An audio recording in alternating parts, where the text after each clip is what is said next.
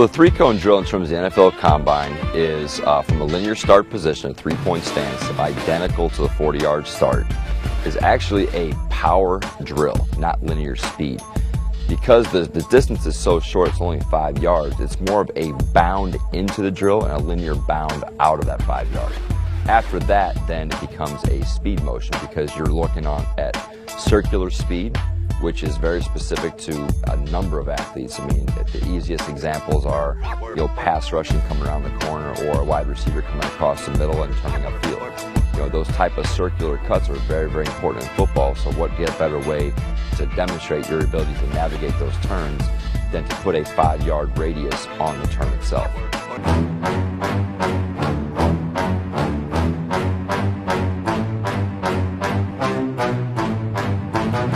Brandon and I are going to do this thing together. We're going to stand on the line, feet together, stacked. I'm going to bring my left foot back, toe to ankle bone. Right foot back 4 to 6 inches. I'm going to drop my right hand right to the edge of that line. Put my left hand down in front. I'm going to load the left knee, nose to knee. Lock the right tricep. Left hand up, 1001, 1002. 1, 2, hitch step. Ready? Go. 1, 2, hitch step. Touch. You're not necessarily going to be running out of the start. You're going to be bounding out of the start. So you notice that Mark was putting Brendan in position identical to our teaching philosophy on the 40-yard start itself. Now at the same time, once you come out of your start, it's not going to be a run. It's going to be a 3-step bound. It's very, very similar to a triple jump in track and field. 1, 2, hitch step. Touch. 1, 2, hitch, touch, double arm action, fire out. So you're going to jump out of the start, not run out, and hit a bound and then a bound hitch step stop. When you come back, it's the same 3-step technique where you're literally trying to throw your legs up and out as high as you can and gain as much distance on every step. So it becomes a power bound, not a run. So the key points to remember is our proper progression leading up to the 3-point stance. Our 1, 2, hitch step touch, our 2 hitch step back touch, and our double arm action fire to take us into the acceleration phase. The significance of the 5 yard radius arc run is real simple. It's circular speed. Circular speed is used so much in football that obviously that's why, in my opinion, it's put into the 3-cone drill, because the demonstration of that type of speed relates to so many positions and so many instances in the game itself. We're going to start 3 yards away from this first orange cone here. I'm going to demonstrate first here. I'm going to put basically my right foot back, my right arm forward. I'm in a 2-point stance.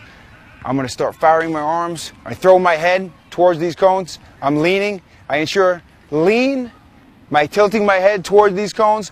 Arm action, keeping it as tight as possible. Pumping my arms, arm action, hand clearing the hip as fast as possible. Finish strong through the line, through the white cone. Keep it as sharp and as tight as possible. So Brendan's going to give us a live run through here. He's going to back up. He's going to be 3 yards away from this first orange cone. He's going to start off with this left foot forward, right foot back, 2-point stance, right arm forward. Ready? Go! That's it. Nice job. Nice arm action. The 5 yard radius obviously just means that the cones are placed 5 yards apart. So if you're running around a circle, the radius is going to be 5 yards, which is identical to the drill. So what we do with athletes, they might do great in terms of the first 5 yards, the second 5 yards. Then when they come out of the second stop, they navigate that first turn, they might square it as opposed to rounding it. So a lot of times we'll just use the preparation of that 5 yard arc radius just in itself, because it's going to help you navigate the first turn and the last turn of the drill. You just have to throw the head towards the imaginary center of the circle at the same time as just keep your arms pumping. That's it. Nice job. Remember, the legs follow the arms in every instance of walking, sprinting, jogging, whatever. So if you want to maximize your circular speed and your head is in position, which means your body lean will be in position, you just want to follow it up with rapid arm action. So we just will do arc runs itself, just like Mark and Brendan were doing, and that in itself will make you more efficient at circular running. Then when you put it into the 3-cone, it just happens naturally. Now the arc runs are extremely taxing. So you want to minimize the overall volume of the arc runs that you do. I'd say we do 1 to the left, 1 to the right. Take a rest period, get into some three-cone training. And this is one of those things that's very, very easy to feel for athletes. They'll come out of a squared turn like, hey, I squared that turn. They can feel it. So it's very easy to self-coach. The importance of the single cone sprint drill is very, very simple. You're coming to a complete stop and having to change directions at the same time of navigate around a cone without it falling over. So the deceleration components are already kind of built into the previous drills. Once you've decelerated, I want to make sure that they're able to accelerate as quickly as possible. In my opinion, you do that by just consistently chopping the feet and keeping the arms moving. It just teaches that quick foot action of pop, pop, pop, and you re-accelerate. Violent arms, lots of choppy steps. Brandon's gonna stand on that line. One arm back, one arm forward here. Chop his feet, gonna have violent feet, knee action, knees up, that's it. Chopping his feet, that's 1 trip. Arm action, 2 trips, 1 more. Arm action, 3 trips. Brandon had great choppy feet, he had lots of knee drive. Arm action. In terms of that single cone sprint drill, that is probably the one you should do the least. Okay, and again, only 3 revolutions, that's it. Don't do any more than that because you're going to get dizzy. It's going to become a worthless drill. But again, if you have problems you feel of coming out of that turn clean, you want to do 3 quick revolutions. Take a rest period, go right back into the 3-cone drill. My philosophy is that, strength is the key. That strength and that speed strength and that power potential can relate to anything. As long as that is set, I don't feel the need to consistently beat up the joints.